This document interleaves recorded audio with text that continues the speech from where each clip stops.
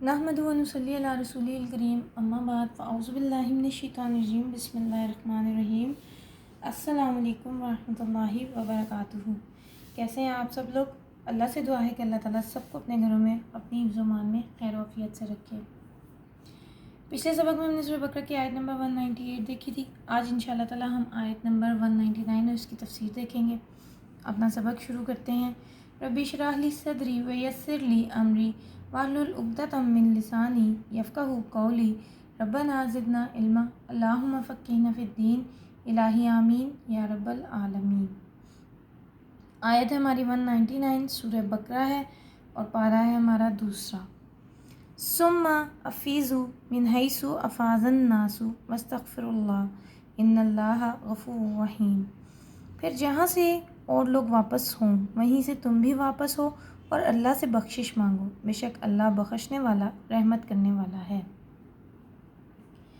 اس آیت میں قریش مکہ کے اسی نظریے کا تذکرہ ہے جو کہ ہم نے پچھلی آیت میں دیکھا تھا۔ یعنی وہ کہتے تھے کہ ہمیں عرفات کی حد سے باہر جانے کی ضرورت نہیں ہے۔ حد تک بے عزتی محسوس کرتے تھے کہ جہاں سب جائیں وہاں ہم جائیں، جتنے دن سب رکیں اتنے دن ہم رکیں۔ یعنی آرڈنری کلاس میں سفر کرنا جو ہے وہ ان کے لیے بہت زیادہ انا کا مسئلہ تھا، ٹھیک ہے۔ تو یہ اپنے اندر خنث بھرنے کی ایک علامت ہوتی ہے۔ اللہ تعالیٰ آپ کو دین میں آگے کر دے یا دنیاوی میدان میں 4 پیسے آ جائیں، گھر بڑا ہو جائے، کبھی اپنے دماغ میں یہ خیال مت رکھیے گا کہ میں سب کے ساتھ میں اکانومی کلاس میں جاؤں، وہاں تو سبھی ہوں گے، ٹھیک ہے، ایرے گہرے، اور وہاں جا کر میں بیٹھوں جہاں سارے بیٹھتے ہیں، ٹھیک ہے، میں اس کورس میں جاؤں، کلاس میں جاؤں جہاں سارے ہی ہوتے ہیں۔ تو اللہ نے یہاں ایک بد رسم کی اصلاح کی ہے۔ یہ رسم بد تھی، ٹھیک ہے، کہ اپنے آپ کو اعلیٰ سمجھا جائے۔ شروع سے ابراہیم علیہ السلام اور اسماعیل علیہ السلام کے زمانوں سے عرب کا حج کا طریقہ یہی تھا کہ 9 ذی الحج کو منا سے عرفات جاتے تھے، ٹھیک ہے، شام کو وہاں سے پلٹ کر مزدلفہ میں ٹھہرتے تھے، پھر اگلے دن صبح کو پھر منا کا رخ کرتے۔ آج بھی ایسا ہی ہے الحمدللہ۔ لیکن گزرتے وقت کے ساتھ قریش میں جب ملت ابراہیمی سے انحراف شروع ہوا، اپنے آپ کو وہ بڑا سمجھنے کا احساس شروع ہوا، تو جہاں اور خرابیاں آئیں اس میں ایک ہی خرابی بھی تھی کہ مناسک حج میں کمی بیشی کرتے۔ پہلے تو وہ اپنے آپ کو بیت اللہ کے خادم سمجھتے تھے۔ حاجیوں کی خدمت اور پانی پلا دینا اور حرم کی ٹیک کیئر کرنا اس کو ایک بہت بڑی نیکی سمجھتے تھے۔ کہتے تھے کہ ہمیں تو اب باقی نیکیوں کی ضرورت ہی نہیں ہے، ٹھیک ہے، اور آہستہ آہستہ انہوں نے اپنے آپ کو اللہ کے گھر کے پروہت بنا لیا، ٹھیک ہے۔ آپ دیکھیں ہندو دھرم میں برہمن ذات کا ایک فرقہ اپنے آپ کو اتنا اعلیٰ سمجھتا ہے کہ وہ کہتے ہیں ہم کچھ نہ بھی کریں تو خیر ہے۔ کچھ اسی قسم کی سوچ جو ہے نا وہ آ گئی تھی، اور اپنی یہ سوچ اپنے آپ کو بڑا سمجھنے والوں کو اللہ تعالیٰ نے یہاں بغیر کوئی بات کہی، بغیر ان کو مخاطب کیے یہ کہہ دی ہے کہ ثم افیضوا من حیث افاض الناس، کہ اپنے لیے ڈسکریمنیشن رکھنا، اپنے لیے پروٹوکول طلب کرنا، اس کو چھوڑ دو، اور جہاں سب جاتے ہیں نا وہیں تم بھی جاؤ۔ آج آپ کے میرے لیے بھی اس میں یہی کام ہے، ٹھیک ہے۔ آج بھی دیکھیں ہٹو بچوں کے نعرے لگنے لگتے ہیں، کچھ لوگ مقربین بن کر دوسروں کو دور ہٹا دیتے ہیں، اس بندے کو خبر ہی نہیں ہوتی اور دوسروں کو باہر سے فارغ کر دیا جاتا ہے۔ نا نا نا نا نا نا، وہ تو بہت مصروف ہے، وہ تو بہت بیزی ہے، نہیں وہ تو غصہ کرے گا۔ یہ سب غلط طریقے ہیں، ٹھیک ہے۔ یاد رکھیں کہ جس نے پبلک ڈیلنگ کا کام کرنا ہے نا، استاد سے بڑھ کر پبلک ڈیلر کوئی نہیں ہوتا ہے، ٹھیک۔ جس نے لوگوں کو اللہ کے دین کی طرف بلانا ہے، اور اگر لوگوں کو اسی سے کاٹ دیا جائے گا تو لوگوں نے مشینوں سے تو نہیں سیکھنا نا۔ اور تو کبھی بھی زندگی میں اپنے زوم میں اپنے بعض آرام کا خیال رکھتے ہوئے کہہ دیتے ہیں، بعض رسپیکٹ کا خیال رکھتے ہوئے کہتے ہیں، اور بعض کہتے ہیں کہ جی ہم جو ہیں ہم سے بات کر لیں، پھر تم سیدھے چلے گئے تو ہماری کیا اوقات رہ جائے گی، ٹھیک ہے۔ اور بعض دفعہ اتنی زیادہ مس انٹرپریٹیشنز ہو جاتی ہیں اس قسم کی مس کمیونیکیشن میں کہ لوگ پھر اس شخص ہی نہیں دین سے ہی کٹ جاتے ہیں، کہتے ہیں ہمیں یہ دین نہیں چاہیے، ٹھیک ہے۔ اور آپ دیکھیں کہ بنی اسرائیل کے علماء ہوں یا اس کے بعد کے لوگ ہوں، جن کو ہم آج اپنے ارد گرد دیکھتے ہیں، یہ چیز لوگوں کو دین سے پٹ آف کرتی ہے کہ دیندار اتنے سخت کیوں ہوتے ہیں، وہ اتنا اپروچیبل کیوں نہیں ان اپروچیبل کیوں ہوتے ہیں، ٹھیک ہے، اور ان تک ملنا جو ہے وہ اتنا مشکل کیوں ہو جاتا ہے، ان کا فون نمبر لینا اتنا بڑا جہاد کیوں ہے۔ تو اللہ نے یہاں وہ ساری شان امتیازیت کو ختم کر کے، ٹھیک ہے، یہ کہہ دیا کہ تم ہو کیا، پہلے قریش نے یہ رسم شروع کی، ٹھیک ہے، ان کو دیکھتے ہوئے بنو خزاعہ اور پھر بنو کنانہ اور پھر اسی طرح کے چند اور قبیلے جو جتنا آگے بڑھتا جاتا تھا وہ اپنے آپ کو اتنا ہی مقرب سمجھ کر اپنے لیے رعایت لینے کے لیے اور دوسروں کو رعایت سے دور کرنے کے لیے کہہ لیں کہ وہ سب سے آگے ہوتا تھا، ٹھیک ہے۔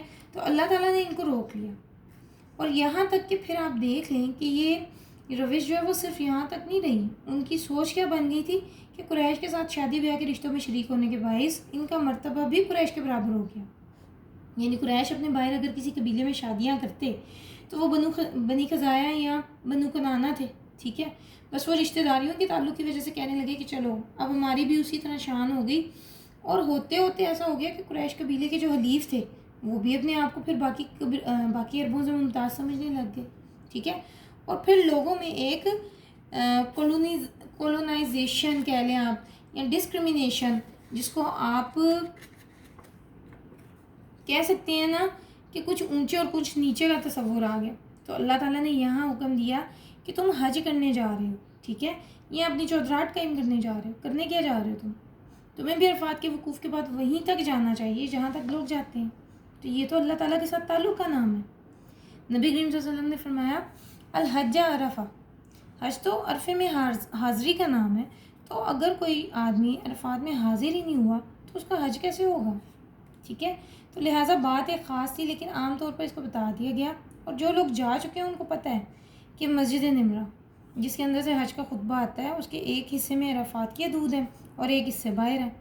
آپ کو حج کرنے کے لیے اس جگہ پر رکنا پڑتا ہے، ٹھیک ہے، جہاں پر حد ختم ہو جاتی ہے۔ اصل میں تو اللہ تعالیٰ آپ کو مجھے رول سکھا رہا ہے، ٹھیک ہے، حدوں میں رہو، اپنے آپ کو بڑا نہ رکھو، ٹھیک ہے۔ تو اصل نیکی کیا ہے کہ جو اللہ نے کہہ دیا وہ کرنا ہے۔ ظہر اور عصر لوگ اپنے خیموں میں پڑھتے ہیں، باہر پڑھیں، بعض لوگ جبل الرحمت کے پاس جمع ہوئے، ٹھیک ہے، کچھ بھی کرو، لیکن یاد رکھو کہ آج کا دن تمہاری زندگی میں بڑی دعاؤں اور بڑی منتوں سے آنے والا دن ہے۔ اس کا صحیح استعمال کرو، اللہ کا قرب لو، ٹھیک ہے، اس کو پکارو، اس سے دعائیں مانگو، اپنے گناہ جھاڑو، لیکن تم عرفات میں جانے کا انکار ہی کر کے سوچو ذرا کہ اپنے لیے کتنی محرومی کی بات کرتے ہو۔ تو یاد رکھیں بعض لوگ دیکھنے میں خود کو بظاہر بڑے ہی عاجز سمجھتے ہیں، لیکن ان کے اندر غرور ہوتا ہے، تکبر ہوتا ہے، میں ہوں، ہاں، یہ ان کے انداز ہوتے ہیں، ہوں ہاں ہی نہیں ان کی ختم ہوتی، ناک ان کی جو ہے وہ نتنے پھولے رہتے ہیں ہر وقت۔ تو اللہ تعالیٰ نے فرمایا وَاسْتَغْفِرُ اللَّهَ، اللہ سے بخشش مانگو، اپنے اندر کی یہ بت توڑو، اور جب اندر کا بت ٹوٹ جاتا ہے نا تو پھر آپ کو سب لوگ جو ہیں اپنے جیسے ہی لگتے ہیں۔ نبی کریم صلی اللہ علیہ وسلم نے فرمایا کہ جس کے دل میں رائی کے دانے کے برابر تکبر ہوگا وہ جنت کی خوشبو نہیں سونگھ سکے گا۔ اور پھر نماز کے ذریعے دن میں کئی بار دیکھیں مساوات اور یکسانی قائم کی جاتی ہے، کندھے سے کندھا، پاؤں سے پاؤں، صف بندی۔ 2 صورتیں قرآن میں صف کے نام پر ہیں، صف بھی ہے اور الصافات بھی ہے۔ تو شعور کے ساتھ اگر عبادات کی جائے نا تو اندر سے بڑائی ساری ختم ہوتی ہے۔ یہ سجدہ کیا ہے آپ دیکھیں، ناک کی لکیریں ہیں، جھکو زمین پر، یہ پاؤں کیا ہیں، ہاتھ بچھاؤ، اپنے آپ کو دیکھو، گورے کالے امیر غریب سب کا فرق ختم۔ تو اصل بات یہ ہے کہ اگر اس قرآن کو پڑھنے کے بعد بھی میرے آپ کے اندر سے بڑائی کا احساس ختم نہیں ہوا تو میرا آپ کا اس قرآن کو پڑھنے کا کوئی فائدہ نہیں ہے۔ اور یہ جو سیلف پریسٹیج اپنے آپ کو بڑا سمجھنا ہے نا، یہ ہے وہ بیج جس سے پھر نفرت جنم لیتی ہے، پھر اجتماعیت ختم ہو جاتی ہے، قوم کا شرازہ بکھر جاتا ہے، ٹھیک ہے۔ تو ایک دوسرے کا احساس نہیں رہتا اس بات میں، محبت کی جگہ نفرت آ جاتی ہے۔ نبی کریم صلی اللہ علیہ وسلم نے کیوں کہا کہ گورے کو کالے پر اور کالے کو گورے پر فوقیت نہیں ہے، یا عربی کو اجمی اور اجمی کو عربی پر نہیں ہے؟ لیکن آپ دیکھیں آج بھی مسلمان بٹے ہوئے، عربی مسلم، غیر عربی مسلم، وائٹ مسلم، بلیک مسلم، ٹھیک ہے، فلاں فلاں۔ یاد رکھیں گے آپ کے چہرے آپ کے میرے اختیار میں نہیں ہے یہ بات کہ ہم اپنے چہرے کا رنگ یا اپنی اسکن کا رنگ جو ہے وہ ہم اپنا وائٹ کر لیں یا ہم اپنا ڈارک کر لیں۔ ہم بھی تو گندمی رنگ کے ہی ہیں نا۔ اگر اللہ تعالیٰ جو ہے وہ ہمیں تھوڑا سا رنگ اور ڈارک کر دیتا، ٹھیک ہے، تو ہم بھی کالے ہو جاتے۔ تو اللہ کے نبی نے تو ان ساری چیزوں کو ختم کروانے کے لیے جو محنت کی تھی، آج دوبارہ ہمیں اس محنت کی ضرورت ہے۔ بعض لوگ کہتے ہیں کہ ہم کالی عورت کے ہاتھ کا آٹا نہیں گوندا ہوا کھاتے ہیں۔ کالا بندہ اگر کوئی افطاری کا ٹیبل لگا کر کھڑا ہو نا حرم میں تو آپ دیکھیں کچھ لوگ اس کی ٹیبل پر نہیں بیٹھتے، ٹھیک ہے۔ تو یاد رکھیں ہم خود کو بھی اس میں پرکھیں۔ اللہ تعالیٰ مجھے آپ کو اپنی اصلاح کی توفیق دے۔ کبھی کسی کو اپنے آپ سے کبھی کسی سے اپنے آپ کو اعلیٰ نہ سمجھیں. انا اکرمکم عند اللہ اتقاکم. اور بعض دفعہ رشتہ داریوں میں، محبتوں میں، دوستیوں میں ان چیزوں کو بہت دیکھا جاتا ہے. تو ایک سوچ آپ کو دے دی گئی ہے، باقی چیزیں آپ خود اپنے لیے دیکھیں کہ کیا آپ اپنی ہی ذات کے بت میں تو نہیں بٹے ہوئے. ہم نے یہ نہیں پہننا، ہم نے یہ نہیں کھانا، ہمارے خاندان میں تو ایسا ہوتا ہے. کبھی فلاں لوگوں کی باتیں کبھی آپ نا بیٹھیں اور 2 لوگوں کی باتیں سنیں، خاص طور پہ عورتوں کی، تو آپ کو اندازہ ہوگا کہ وہ اپنی بڑائیاں، اپنی دولت، اپنی چوائس اس طرح اس کا اظہار کیا جاتا ہے نا کہ اللہ کی پناہ ہے. ٹھیک ہے، تو اللہ سے دعا ہے کہ اللہ رب العزت ہم سب کو اندر سے عاجز کر دے. اندر سے نرم ہوں گے تو پھر بدلیں گے، پھر ٹوٹیں گے. سختی اندر رہ جائے گی تو پھر چیز غلطی نہیں ہے. ٹھیک ہے، وما علینا الا البلاغ. آپ کا میرے ساتھ رہنے اور قرآن سننے کا بہت بہت شکریہ. جزاکم اللہ خیرا کثیرا.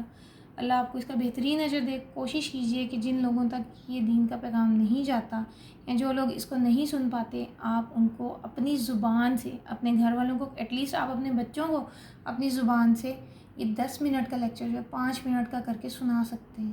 کوشش کیجئے کہ دین کے کام میں آپ اپنا حصہ بھی ڈالیں. اللہ آپ کو اس کی بہترین جزا دے. السلام علیکم ورحمۃ اللہ وبرکاتہ.